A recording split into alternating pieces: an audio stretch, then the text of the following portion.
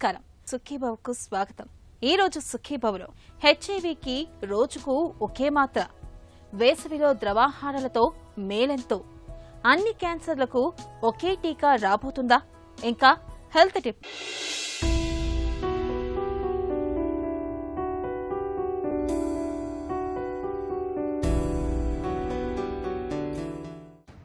జలుబు చేసినప్పుడు మందులు వాడినా వాడకున్నా వారం 10 రోజుల్లో దానంతటదే తగ్గిపోవడం మనకు తెలిసిందే. అలాగే దగ్గు, జ్వరం, చర్మంపై పుండ్లు, కోతలు, గాయాలు కూడా రోజులు గడిచే కొద్దీ వాటంతట అవే తగ్గిపోతుంటాయి.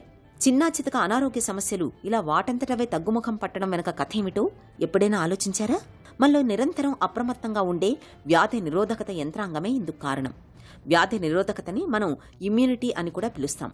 సైనికుల్లాగా పహారా కాస్తూ వ్యాధుల నుంచి, వ్యాధి కారకాల నుంచి రక్షణ కల్పించే కీలకమైన ఈ వ్యవస్థ బలహీనమైనప్పుడు మనకు జబ్బుల ముట్టడి పెరుగుతుంది. తరచూ ఏదో ఒక ఇన్ఫెక్షనో, అనారోగ్యమో మనల్ని పట్టి పీడిస్తూ ఉంటుంది. అయితే విటమిన్ సి వంటి కొన్ని ప్రత్యేకమైన ఆహారాలను మన ఆహారంలో భాగంగా చేసుకోవటం ద్వారా మనలో వ్యాధి నిరోధక యంత్రాంగాన్ని పటిష్టంగా ఉంచుకోవచ్చని చెబుతారు పోషకాహార నిపుణులు. జనరల్గా ఇమ్యూనిటీ అంటే వ్యాధి నిరోధక శక్తి అని అంటారు అందరూ. ఈ ఆహారం ద్వారాను మనకి జనరల్ ఇమ్యూనిటీ వస్తూ ఉంటుంది. ఏమేమి ఆహార పదార్థాలు అన్నది ఏంటంటే ఎక్కువగాను విటమిన్లు, ఖనిజ లవణాలు. ఈ విటమిన్లలో విటమిన్ ఏ, తర్వాత B6 అంటే ఫోలిక్ యాసిడ్, మిగతా వైటమిన్స్, వైటమిన్ సి, ఇంకా ఖనిజ లవణాల్లోనే ఏంటంటే సెలీనియము, తర్వాత ఐరన్, ఇటువంటివి ఉంటాయి. ఈ విటమిన్లు, ఈ ఖనిజ లవణాలు ఉన్న ఆహార పదార్థాలు తీసుకొని జనరల్ బ్యాలెన్స్డ్ డైట్ అంటే సమతులిత ఆహారం మనం తీసుకోగలిగితే ఈ వ్యాధి నిరోధక శక్తిని జాగ్రత్తగా కాపాడుకోగలుగుతాం. ఇలా తీసుకోవడం వలన మనకి ఏ రకమైన ఇప్పుడు ఒకటే ఇంట్లో కానీ ఒకటే ప్రదేశంలో కానీ ఈ ఎన్నో రకాల జనరల్గా ఒక ఎపిడమిక్స్గా వచ్చిన జబ్బుల్ని అందరికీ రావు. కొంతమందికి వస్తాయి, కొంతమందికి రావు. ఒక ఇంట్లోనే 4గురికి వస్తే 2కి రావు. అది ఎందుకు? వీళ్ళకి జనరల్గా వీళ్ళ యొక్క శరీరంలో వ్యాధి నిరోధక శక్తి బాగా పెంచింది. వాళ్ళు తినే ఆహారం, వాళ్ళు చేసుకునే దినచర్య కార్యక్రమాలు బట్టి వాళ్ళకి స్ట్రెంగ్త్ ఎక్కువ వస్తుంది కాబట్టి వాళ్ళకి రాదు. ఈ డిఫరెన్స్ చూసుకొని మనం జాగ్రత్తగా తీసుకోవాల్సిన అవసరం చాలా ఉంది. జబ్బు పడ్డప్పుడు, ఆపరేషన్ జరిగి ఆసుపత్రిలో ఉన్నప్పుడు మనం త్వరగా కోలుకోవడానికి వీలుగా పండ్లు, పండ్ల రసాల్ని ఎక్కువగా తీసుకుంటాం. ఈ పండ్లు, పండ్ల రసాల్లో సమృద్ధిగా లభించే విటమిన్ సి మనలోని ఇమ్యూనిటీకి మరింతగా ఊతమిస్తుంది, మనల్ని వేగంగా కోలుకునేలా చేస్తుంది. అందుకే విటమిన్ సిని డాక్టర్ సి అని కూడా పిలుస్తారు వైద్యులు. వ్యాధి నిరోధకత బలహీనంగా ఉన్నప్పుడు, తరచూ ఏదో ఒక ఇన్ఫెక్షన్ సోకుతున్నప్పుడు తరచూ నిమ్మజాతి పళ్లను తీసుకోవాలి. విటమిన్ సి లభించే పళ్లతో పాటు యాంటీ ఆక్సిడెంట్ పోషకాలు సమృద్ధిగా లభించే గ్రీన్ టీని నిత్యం తీసుకోవడం చాలా మంచిది. అలాగే చికెన్ సూప్ కూడా. చికెన్ సూప్కు మనలో వ్యాధి నిరోధకతను పటిష్టం చేసే గుణాలు ఉన్నట్లు అనేక పరిశోధనలు చెబుతున్నాయి. ఈ నేపథ్యంలో తరచూ చికెన్ సూప్ను సేవించడం వల్ల మనలో వ్యాధి నిరోధకత సన్నగిల్లకుండా చూసుకోవచ్చు.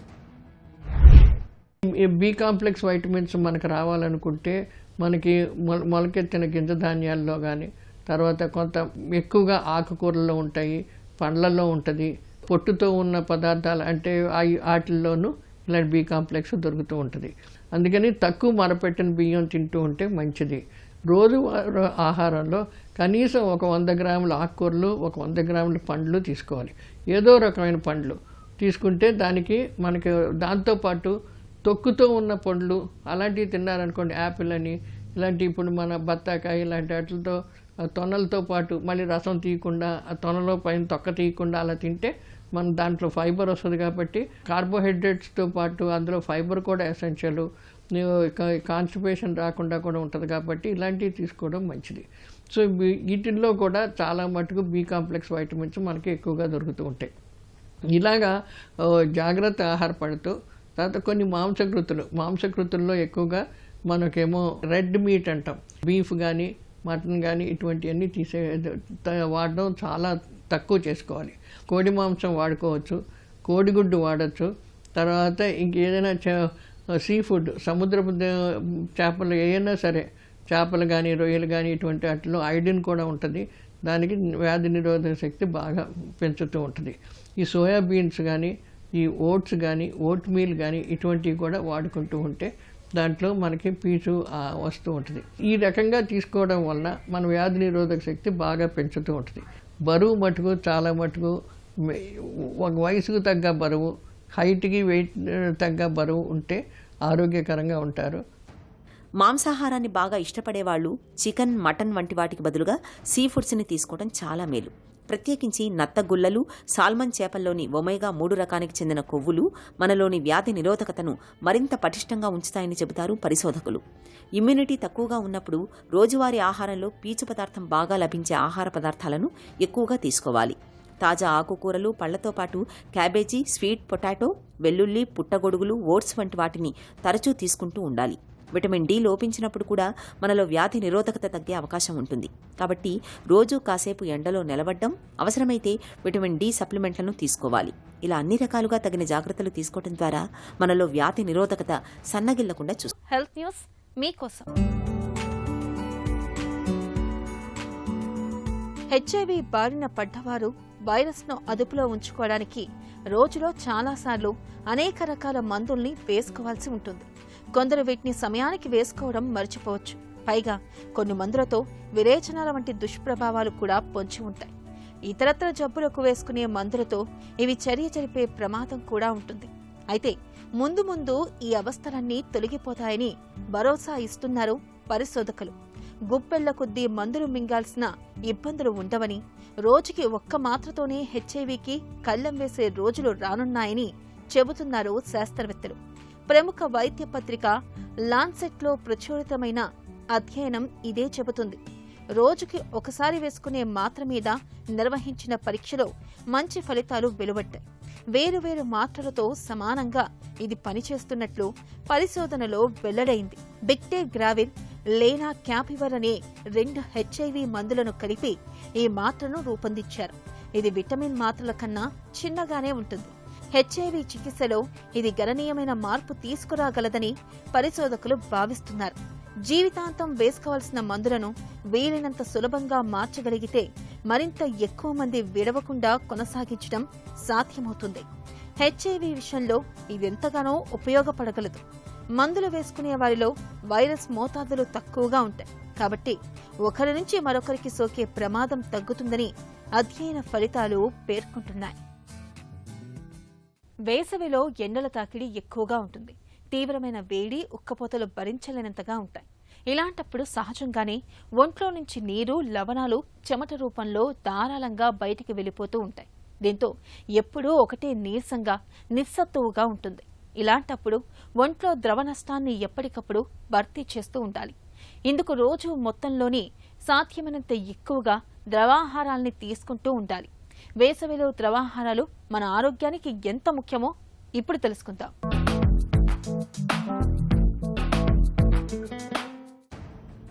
వేసవి కాలంలో చెమట రూపంలో శరీరంలోని నీరు మొత్తం బయటకు పోతూ ఉంటుంది.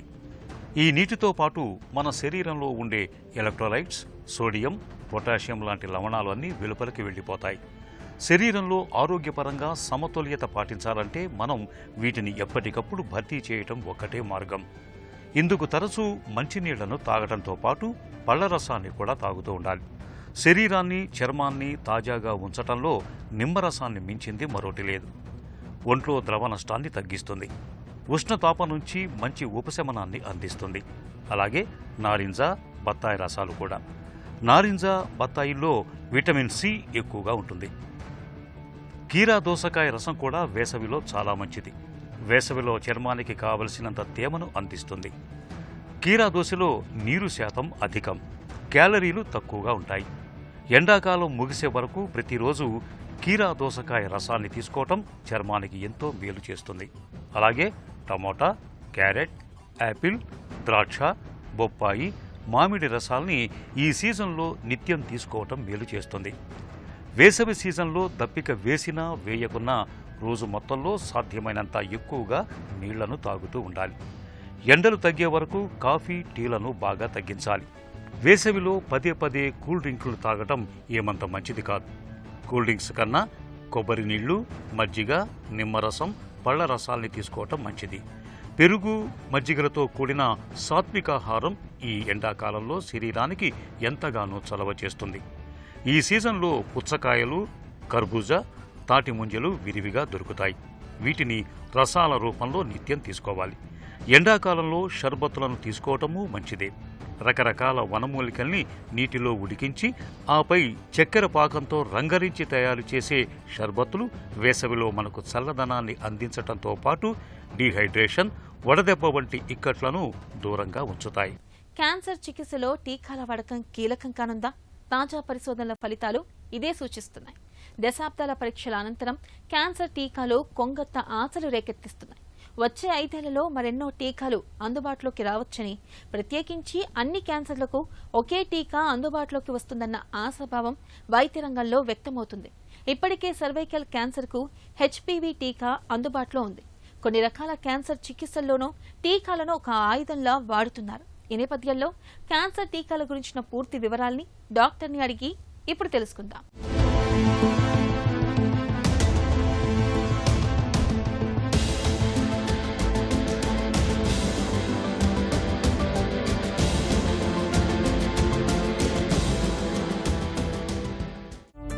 క్యాన్సర్ వ్యాక్సిన్ కథ ఏంటి?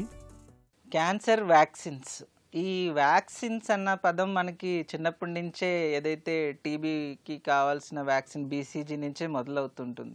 సో మనం చాలా రోగాలు లైక్ పోలియో కానీ టీబీ కానీ దీన్ని అరికట్టగలిగాం. మరి క్యాన్సర్స్కి వ్యాక్సిన్ అంటేనే మనకి ముందు చాలామందికి ఆనందంగా అనిపిస్తుంది. అబ్బా క్యాన్సర్ కూడా వ్యాక్సిన్ వచ్చేసింది, ఇంకా మొత్తం ఇక జీవితంలో ఎటువంటి జబ్బులు రావు, ఆ క్యాన్సర్ నుంచి మనం బయటపడిపోతామని చాలామంది చాలా న్యూస్లో చాలా ఆనందం వ్యక్తం చేస్తుంటారు. కానీ ఈ వ్యాక్సిన్ అన్నది క్యాన్సర్లో ఎలా మొదలైంది అంటే, కొన్ని క్యాన్సర్స్ ఏంటంటే మనం వ్యాక్సిన్స్ ఇవ్వకపోయినా ఆటోమేటిక్గా తగ్గిపోయే క్యాన్సర్స్ ఉంటాయి. అంటే అది <1% కానీ మన లిటరేచర్లో చూసాం. దీనికి ఉదాహరణ ఏంటంటే, కొంతమంది కిడ్నీ క్యాన్సర్లు వచ్చినాయి, మొత్తం స్ప్రెడ్ అయిపోయింది. కానీ అందరూ ఏమనుకుంటారంటే ఇంకా అయిపోయింది లైఫ్ అనుకుంటారు, ట్రీట్మెంట్ కూడా ఏమీ తీసుకోరు. కానీ ఒక 1 year తర్వాత పూర్తిగా జబ్బు లేకుండా వస్తుంటారనమాట. అది ఎలా సాధ్యమైంది అంటే, ఆ క్యాన్సర్ ఏం చేస్తుందంటే మన బాడీలో ఉన్న ఇమ్యూన్ సెల్స్ని ఎక్కువ యాక్టివేట్ చేస్తుంది. ఎప్పుడైతే బాడీ ఫుల్గా యాక్టివేట్ అయ్యి ఆ ఇమ్యూన్ సెల్స్ని ప్రొడ్యూస్ చేయగలుగుతుందో అప్పుడు కరెక్ట్గా క్యాన్సర్ కణాలని అది చంపేస్తుంది. సో అక్కడే ఫస్ట్ క్యాన్సర్ వ్యాక్సిన్ ఒక ఆలోచన ప్రపంచం మొత్తం మొదలైంది. సో అలాంటి క్యాన్సర్స్లో మనకి ముఖ్యంగా తీసుకుంటే ఈ కిడ్నీ క్యాన్సర్ ఒకటి, స్కిన్లో మెలనోమా క్యాన్సర్ ఒకటి, ఇవన్నీ ఆటో రిగ్రెషన్ చూపించినాయి. అంటే ఏం ట్రీట్మెంట్ ఇవ్వకపోయినా కంప్లీట్గా క్లియర్ అయిపోయినాయి బాడీలో. సో అక్కడే ఈ క్యాన్సర్ వ్యాక్సిన్ ఒక రీసెర్చ్ మొదలైంది. ప్రస్తుతం ఎలాంటి క్యాన్సర్లకు టీకాలు అందుబాటులో ఉన్నాయి? మనకి ఇప్పుడు ప్రూవ్ అయినవి ఏంటంటే, సర్వైకల్ క్యాన్సర్, ఆడవాళ్ళలో వచ్చే గర్భసంచి మూతి క్యాన్సరు హెచ్పివి వైరస్ వలన వస్తుంది. ఆ హెచ్పివి వైరస్కి కావాల్సిన వ్యాక్సిన్ మనం ఇస్తే మాత్రం ఈ సర్వైకల్ క్యాన్సర్ వచ్చే అవకాశాలని తగ్గించవచ్చు. సో అందుకని ప్రస్తుతానికి మనకి అన్ని క్యాన్సర్ కాదు, ఒక ఆడవాళ్ళలో వచ్చే సర్వైకల్ క్యాన్సరు, ఈ హెచ్పివి వైరస్ సర్వైకల్ క్యాన్సరే కాకుండా మొడ్డి క్యాన్సర్స్, తర్వాత ఓరోఫెరింజియల్ అంటాం అంటే థ్రోట్ క్యాన్సర్స్, టంగ్ క్యాన్సర్స్, అలాగే పురుషుల్లో అంగం మీద వచ్చే క్యాన్సర్స్ కూడా ఈ హెచ్పివి వైరస్సే కారణం. సో ఈ హెచ్పివి వైరస్లో కొన్ని స్ట్రెయిన్స్ ఉంటాయి, ఒక 10 రకాలు 30 రకాల స్ట్రెయిన్స్ ఉంటాయి. ఒకవేళ మనం ఈ స్ట్రెయిన్స్ అన్నీ కవర్ చేయగలిగితే ఈ వైరస్తో వచ్చిన ఏవైతే ఇన్ఫెక్షన్స్ కావచ్చు, క్యాన్సర్ కావచ్చు, వీటిని కంప్లీట్గా మనం అరికట్టగలుగుతున్నాం. సో ఒకప్పుడు ఈ క్యాన్సర్ యొక్క వ్యాక్సిన్ అవైలబిలిటీ అన్నది ఓన్లీ ప్రైవేట్ సెక్టర్లోనే ఎక్కువ ఉండేది. అంటే ఎవరైనా ఎడ్యుకేటెడ్ పీపుల్ పీడియాట్రిషియన్ అడిగినప్పుడు మనం దీన్ని ఇస్తున్నాం. అందులో ఒక 2-3 బ్రాండ్స్ ఉన్నాయి. ఏది బెస్ట్, ఏ అంటే 2 ఉంటే మాత్రం బైవాలెంట్, 4 స్ట్రెయిన్స్ ఉంటే క్వాడ్రివాలెంట్, అలాగా ఎన్ని స్ట్రెయిన్స్ ఎక్కువ ఉంటే దాన్ని బట్టి దాని రేట్ ఉండేది. కానీ ఇప్పుడు చాలా మంచి విషయం ఏంటంటే, ప్రభుత్వమే ఇనిషియేట్ చేసుకొని ఈ అండర్ ప్రివిలేజ్ పూర్ పీపుల్స్కి ఈ యొక్క వ్యాక్సిన్ ఫ్రీగా ఇస్తున్నప్పుడు ఖచ్చితంగా దీన్ని వినియోగం చేసుకోవాలన్న బాధ్యత ప్రజలకే ఉంటుంది. సర్వైకల్ క్యాన్సర్ వ్యాక్సిన్పై ఎలాంటి అవగాహన అవసరం? ఆ ప్రపంచంలో కొన్ని దేశాలు ఈ వ్యాక్సిన్స్ వాడడం వలన ఈ సర్వైకల్ క్యాన్సర్ ఒక ఇన్సిడెన్సెస్ అంటే వాళ్ళు ఆల్మోస్ట్ ఎరాడికేషన్ స్టేజ్కి వచ్చేసారు ఆ వ్యాక్సిన్స్ ఒక వినియోగం వలన. కానీ మనం ఇప్పటికే ఒక 10-15 ఇయర్స్ లేట్గా నడుస్తున్నాం. పోనీ ఇప్పటికైనా మనం దాన్ని రియలైజ్ అయ్యి ఈ వ్యాక్సిన్ కానీ మన ఆడపిల్లలకి ఎస్పెషల్లీ మనకి మోస్ట్ కామన్ ఈ రూరల్ పాపులేషన్లో ఉన్న క్యాన్సర్ ఏంటంటే మోస్ట్ కామన్ ఈ సర్వైకల్ క్యాన్సరే. చాలా చిన్న వయసులో 30 సంవత్సరాల వయసులో మనం ఈ సర్వైకల్ క్యాన్సర్ చూస్తుంటే డాక్టర్గా మాకు కూడా చాలా బాధ అనిపిస్తుంటుంది. కానీ ఒక ప్రూవ్ అయిన వ్యాక్సిన్ దీని గురించి మనం ఖచ్చితంగా మాట్లాడుకోవాలి. ఖచ్చితంగా అండర్ ప్రివిలేజ్ పీపుల్ కానీ గవర్నమెంట్ ఇచ్చిన ఈ యొక్క అవకాశాన్ని అందరూ వినియోగం చేసుకోవాలని నా మనవి. సో ఇది ప్రూవన్ క్యాన్సర్. క్యాన్సర్ చికిత్సలో కూడా టీకాలను వాడుతున్నారా? చాలామందికి తెలియని విషయం ఏంటంటే మనం యూరినరీ బ్లాడర్ మూత్రసంచి క్యాన్సర్స్ ట్రీట్మెంట్ అయిన తర్వాత రాకుండా ఉండడానికి కూడా ఈ వ్యాక్సిన్స్ వాడుతుంటాం. ఇది చాలామందికి అంటే ట్రీట్మెంట్ తీసుకున్న వాళ్ళకి తెలిసి ఉండొచ్చు కానీ జనరల్ పబ్లిక్కి తెలీదు. సో బీసీజీ వ్యాక్సిన్ ఒక ట్రీట్మెంట్ గురించి వాడచ్చు అన్నది ఆల్రెడీ సైంటిఫికలీ ప్రూవెన్. అన్ని క్యాన్సర్లకు ఒకే టీకా రాబోతుందని అంటున్నారు, నిజమేనా? మన బాడీలో చాలా రకాల జీన్స్ ఉన్నాయి. ఆ ఒక్కొక్క జీన్కి ఒక్కొక్క క్యాన్సర్ బయటపడుతూ ఉంటుంది. సో అన్ని జీన్స్కి ఒక వ్యాక్సిన్ తయారు చేయాలంటే అది ఇంపాసిబుల్. సో ఇప్పుడు రష్యాలో జరిగిన ఏదైతే పరిశోధన ఉందో అదేంటంటే కరోనా వచ్చిన తర్వాత మనకి mRNA వ్యాక్సిన్స్ తయారు చేయడం మొదలెట్టారు. అంటే ఏంటి, కోవిడ్కి కూడా ఒక రకరకాల స్టెయిన్స్ మారుతూనే ఉన్నాయి. ఒకసారి ఒక స్టెయిన్ అంటున్నాం, ఇంకోసారి రెండో స్టెయిన్ అంటున్నాం. కానీ అన్ని స్టెయిన్కి కలిపి ఒక వైరస్ని తయారు చేసి మనం బాడీలో ఒక యాంటీ కోవిడ్ ఇమ్యూన్ సెల్స్ని మనం తయారు చేస్తున్నాం.